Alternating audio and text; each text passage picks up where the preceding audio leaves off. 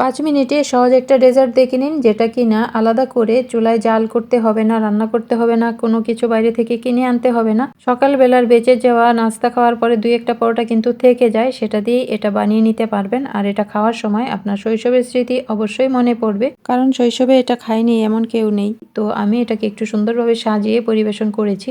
এখানে বাদাম, কিশমিশ আর চেরি নিয়েছি, তো আমি এগুলোকে একটু কুচি করে কেটে নিলাম।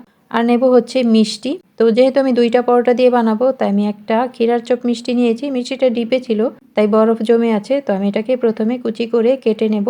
যেকোনো মিষ্টি দিয়ে নিতে পারেন, আর যদি ঘরে মিষ্টি না থাকে তাহলে দুধের মধ্যে চিনি দিয়ে জাল করে নেবেন। আর যদি চিনি খেতে না চান তাহলে এমনিতেই নেবেন। তো 2টা পরোটা নিয়েছি, পরোটাগুলোকেও আমি ছোট করে কেটে নিয়েছি। এবার একটা বাটিতে নিয়ে নিলাম, এর উপরে কাটা মিষ্টিগুলো ছড়িয়ে দেব।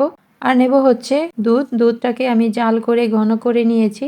এবার ফুটন্ত গরম দুধ এর মধ্যে দিয়ে দেব। মিষ্টি দেওয়ার কারণে সুন্দর একটা ফ্লেভার হবে, আর ফুটন্ত গরম দুধ দেওয়ার কারণে মিষ্টি রুটি গলে একেবারে মিশে একাকার হয়ে যাবে। উপরে বাদাম কিশমিশ দিয়ে দিয়েছি। এটা 5 মিনিট এভাবেই রেখে দেব। 5 মিনিট পর দেখবেন যে দুধটা শুষে নিয়ে একেবারে সফট হয়ে গেছে। এটা পরোটা দিয়ে বানানো, মোটেও কেউ বুঝবে না, যাকে খাওয়াবেন সেই খেয়ে প্রশংসা করবে।